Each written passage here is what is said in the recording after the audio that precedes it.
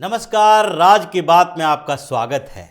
देश में एक तरह से मोदी हटाओ अभियान चल रहा है। ऐसा माना जा रहा है कि पूरी विपक्षी पार्टियां एक होकर और कुछ तथाकथित सोशल एक्टिविस्ट, कुछ घराने ऐसे हैं जो मिलजुल कर प्रधानमंत्री नरेंद्र मोदी को बेदखल करना चाहते हैं। ये विपक्षी एकता की बात कर रहे हैं और देश में ऐसा माहौल तैयार करने की कोशिश कर रहे हैं कि प्रधानमंत्री नरेंद्र मोदी तानाशाह हैं। वो राजनीति को एक नए तरीके से चला रहे हैं और इसके कारण इन लोगों का मानना है कि भारतीय जनता पार्टी की हार होनी चाहिए। लेकिन इन लोगों के बीच ये खौफ आया कहां से?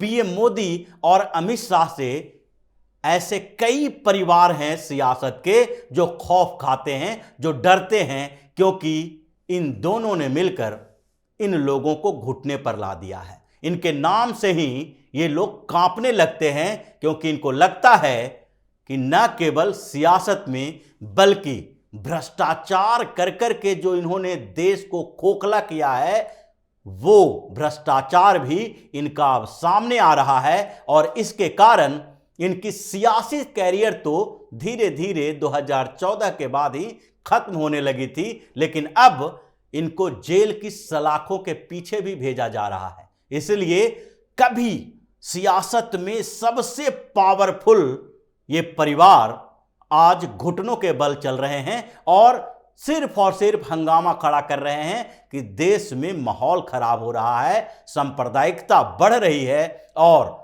तानाशाह ऐसा एक पैदा हुआ है जिसके कारण लोकतंत्र खतरे में है, जिसके लिए जरूरी है कि भारतीय जनता पार्टी को हराना चाहिए। तो आज बात उन परिवारों की ही करेंगे जिन्होंने मोदी और शाह का नाम सुनकर ही अपने अंदर एक खलबली मचानी शुरू कर देते हैं और जो कांपना शुरू कर देते हैं, डरना शुरू कर देते हैं। तो सबसे पहले शुरुआत करते हैं उत्तर प्रदेश से। उत्तर प्रदेश में कभी इस परिवार की तूती बोलती थी और यह परिवार है मुलायम सिंह यादव का परिवार। मुलायम सिंह यादव के बेटे अखिलेश यादव अभी राजनीति में हिलोड़े मार रहे हैं, दौड़ दौड़ कर भारतीय जनता पार्टी के खिलाफ विपक्षी एकता पैदा करने की कोशिश कर रहे हैं। हो सकता है कि कुछ समय के बाद जब लोकसभा चुनाव नजदीक हो तो ये फिर से उत्तर प्रदेश में मायावती को साथ लाने की कोशिश करें, जैसे पिछली बार के लोकसभा चुनाव के समय किया था। लेकिन इनके खौफ का मेन कारण क्या है? क्योंकि सियासत में इनको ऐसी पटकनी पीएम मोदी और अमित शाह ने दी है कि अब ये उबर नहीं पा रहे हैं। मुलायम सिंह यादव का नाम उत्तर प्रदेश के लिए कोई अनजान नाम नहीं था और देश के सियासत में भी ये काफी जाने पहचाने नाम रहे हैं। उत्तर प्रदेश के मुख्यमंत्री रहे, केंद्र में मंत्री रहे और प्रधानमंत्री के दौड़ में भी एक समय शामिल हो चुके थे, लेकिन कुछ वजहों से और उन्हीं के पार्टी के संगठन और सहयोगियों के कारण उनका नाम पीछे खींच लिया गया। मुलायम सिंह यादव के भाई, भतीजे, बेटे, पोते सब के सब सियासत में कहीं न कहीं नजर आ जाएंगे। लेकिन आज स्थिति क्या है? आज समाजवादी पार्टी के पास लोकसभा में केवल 2 सांसद हैं, क्योंकि इस स्थिति में वो धीरे धीरे नहीं पहुंचे। अचानक से एक ऐसी क्रांति आई जो उनके पूरे परिवार को खत्म कर चुका है और इसके कारण मुलायम सिंह यादव का ये पूरा परिवार मोदी और शाह के नाम से कांपने लगता है। कभी इनके परिवार के सारे अखिलेश यादव के सारे भाई सांसद हुआ करते थे, कुछ विधायक हुआ करते थे, कुछ मंत्री हुआ करते थे और मुलायम सिंह यादव का भी, चाहे राम गोपाल यादव हो या फिर शिवपाल यादव हो, सारे मंत्री, विधायक, सांसद हुआ करते थे जो अब सड़कों पर आ गए हैं। उनका राजनीतिक कैरियर खत्म हो चुका है और साथ ही इनके करप्शन के नए नए मामले भी सामने आ रहे हैं। उसी के सटे हुए बिहार में भी एक परिवार है लालू यादव का। लालू यादव का परिवार भी आजकल संघर्ष कर रहा है, सियासत में भी और जेल जाने से बचने के लिए भी। इसके पीछे भी वजह प्रधानमंत्री नरेंद्र मोदी हैं और साथ ही अमित शाह की स्ट्रेटजी है, जो बिहार में लालू यादव के परिवार को जमीन पर लाकर खड़ा कर दिया। सबसे पहले तो उनकी सियासी कैरियर पर ब्रेक लगाया गया, लेकिन कुछ तरीके से घिसट पिसट के नीतीश कुमार के सहयोग से वो थोड़ा सियासत में सस्टेन करने की स्थिति में आए। लेकिन दूसरे स्तर पर देखा जाए तो लालू यादव का पूरा परिवार अभी करप्शन के जाल में फंसा हुआ है। इन लोगों ने बिहार को लूटा, बिहार को बदनाम किया और उसकी सजा अब मिल रही है। और तेजस्वी यादव भी बेल पर बाहर चल रहे हैं, लालू यादव तो सजा काट ही रहे हैं और उनके दूसरे भाई बहन भी हैं जो किसी न किसी करप्शन के मामले में फंसे हुए हैं। उनका पूरा का पूरा परिवार इस करप्शन के मामले में फंसने के कारण बेल पर बाहर चल रहा है और कभी भी उनकी जमानत कैंसिल हो सकती है, वो जेल के अंदर जा सकते हैं। तेजस्वी यादव अभी डिप्टी सीएम हैं, लेकिन उन्हें इस बात का भरोसा नहीं है कि कितने समय तक वो डिप्टी सीएम रह पाएंगे या फिर अगले कुछ सालों में उनकी सियासत बचेगी भी कि नहीं, क्योंकि पिछले लोकसभा चुनाव में राजद को पूरी तरह से साफ कर दिया गया था। एक भी लोकसभा में इनके सांसद नहीं है। विधानसभा चुनाव में कुछ अच्छी स्थिति ले आए, इसके कारण राज्यसभा में इनके सांसद हैं। लेकिन अगर इनके सियासत पर जिस तरीके से ब्रेक लगा है, उसी तरीके से इनके करप्शन पर भी ब्रेक लगाया गया है और अब ये छटपटा रहे हैं इस बात के लिए कि कब इनकी जमानत खारिज हो जाएगी, कैंसिल हो जाएगी और ये जेल की सलाखों के पीछे चले आएंगे। ये उत्तर प्रदेश और बिहार के दो बड़े परिवारों की बात है, लेकिन इसके अलावा कुछ और सियासी परिवार हैं जो प्रधानमंत्री नरेंद्र मोदी और अमित शाह के नाम से कांपने लगते हैं। इसमें आगे अगर महाराष्ट्र की तरफ चलें तो अभी हाल फिलहाल में एक परिवार ऐसा है जिसको पीएम मोदी से दुश्मनी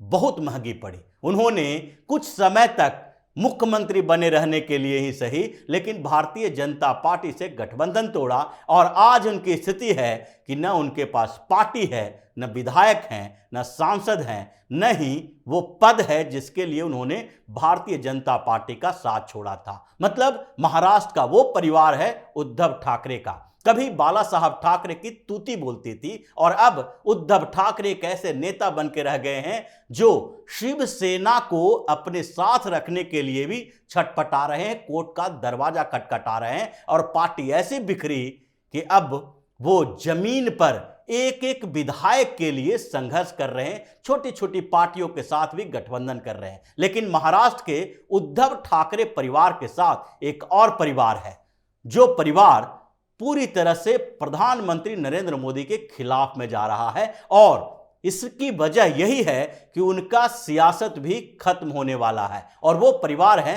शरद पवार का परिवार। शरद पवार का परिवार महाराष्ट्र का सबसे करप्ट परिवारों में से एक है, क्योंकि उन्होंने राजनीति में अपने परिवार का जाल ऐसा बिछाया है कि उनके भी बेटी, भतीजा और पोता तक में विधायक, डिप्टी सीएम, सांसद, यही सब पदों पर रहा। उस पूरी पार्टी के ऊपर यानी कि एनसीपी के ऊपर शरद पवार के परिवार का ही कब्जा है, वो परिवारवादी पार्टी ही है। लेकिन अब स्थिति यह है कि उनकी बेटी सुप्रिया सुले को अपने ही क्षेत्र में संघर्ष करना पड़ रहा है, क्योंकि इस बार जो नजर है बारामती पर वो पीएम मोदी और अमित शाह की है। इसलिए उस क्षेत्र में निर्मला सीतारमण को भेजा गया और निर्मला सीतारमण ने अभी 2-3 दौरे किए हैं। उसी के कारण शरद पवार पूरी तरह से बौखलाए हुए हैं और बार बार पीएम मोदी के खिलाफ बातें करते हैं। वो बार बार इस बात का जिक्र करते हैं कि भारतीय जनता पार्टी की सरकार में देश का माहौल खराब हुआ है, सांप्रदायिकता बढ़ी है, लोकतंत्र खतरे में आ गया है। वो उसी तरीके से बौखलाए हुए हैं जिस तरीके से लालू यादव, अखिलेश यादव या उद्धव ठाकरे हैं। तो पूरा पवार का परिवार अभी इस बात के लिए संघर्ष कर रहा है कि कब उनके घर ईडी और आईटी की टीम चली जाएगी, सीबीआई का रेड पड़ जाएगा, क्योंकि अजीत पवार भी कई मामलों में फंसे हुए हैं। इरिगेशन घोटाला हो या महाराष्ट्र का कोऑपरेटिव बैंक घोटाला, कई घोटालों में उनका नाम है। 1500 करोड़ के करीब उनकी संपत्ति कुर्क कर ली गई है। कुछ संपत्ति जो उनकी है वो ईडी ने अटैच कर रखी है और उसको वो उपयोग में नहीं ला सकते हैं। सुप्रिया सुले भी फंसी हुई हैं तो शरद पवार भी फंसे हुए हैं। यानी कि पूरा का पूरा पवार परिवार एक तरफ करप्शन के मामले में फंसा हुआ है तो दूसरी तरफ सियासत में आगे बढ़ने के लिए उनके पास अब कोई आधार बचा नहीं है। इसके अलावा भी कुछ और परिवार हैं जो आजकल भारतीय जनता पार्टी के खिलाफ जुटे हुए हैं और उसमें से एक परिवार तेलंगाना का है। तेलंगाना का केसीआर के साथ अभी भारतीय जनता पार्टी की कुछ समय पहले तक अच्छी बॉन्डिंग बनी हुई थी। संसद में भी वो भाजपा के जितने भी बिल आते थे उसका समर्थन किया करते थे। लेकिन जैसे ही तेलंगाना में भारतीय जनता पार्टी आगे बढ़ने लगी और उन्हें लगने लगा कि अब उनका सियासी कैरियर खत्म होने वाला है तो फिर वो भी पीएम मोदी के खिलाफ अभियान में जुट गए। विपक्षी एकता की बात करने लगे। उन्होंने टीआरएस का नाम बदलकर बीआरएस कर दिया और अखिल भारतीय स्तर पर भारतीय जनता पार्टी को चुनौती देने के लिए आगे बढ़ गए। और केसीआर परिवार के खिलाफ जब अमित शाह ने हुंकार भरी और परिवारवादी पार्टियों के खिलाफ जब उन्होंने तेलंगाना से जंग छेड़ दी तो उस समय केसीआर को कुछ ऐसा दिखाई नहीं पड़ रहा था जो इसका विरोध कर सके, क्योंकि केसीआर का बेटा केटीआर भी मंत्री है और उनकी बेटी के कविता भी पार्टी में बड़े पद पर है, एमएलसी है। तो ऐसी स्थिति में उनका भी परिवार जो है वो भारतीय जनता पार्टी के खिलाफ है और उनके अंदर भी इस बात का डर समा गया है कि पीएम मोदी और शाह की इन नीतियों के कारण तेलंगाना से इस बार उनकी विदाई भी होगी और उनके परिवार के ऊपर जो इस समय कई मामले चल रहे हैं, जैसे दिल्ली शराब घोटाले में कविता का नाम आया है और एक इरिगेशन प्रोजेक्ट है उसमें 1 लाख करोड़ रुपए के गबन का आरोप लगा है केसीआर के ऊपर। इन मामलों की सीबीआई जांच कर रही है और इन्हें भी जेल के सलाखों के पीछे जाने का डर सता रहा है। इन लोगों के अलावा जो राष्ट्रीय स्तर पर देश का सबसे ताकतवर परिवार था और अब भी उसे एक गुमान है कि हम कभी भी किंग बन सकते हैं, वो परिवार है गांधी नेहरू परिवार। यानी जवाहरलाल नेहरू, इंदिरा गांधी, राजीव गांधी और अब राहुल गांधी सामने में है। इनको किस बात का डर सता रहा है जो पूरे देश में घूम घूम कर प्रधानमंत्री नरेंद्र मोदी के खिलाफ, भारतीय जनता पार्टी के खिलाफ अभियान चला रहे हैं। इन्हें केवल सत्ता के लिए ऐसा करने की जरूरत नहीं है, क्योंकि सत्ता तो कभी न कभी इनके हाथों में 10 साल 15 साल के बाद भी आती। इनको खौफ इस बात का है कि अगर 5 से 10 साल तक और भारतीय जनता पार्टी इस स्थिति में रह गई, पीएम मोदी को अगला कार्यकाल मिल गया तो ऐसी स्थिति में गांधी नेहरू परिवार का नामो निशान मिट सकता है,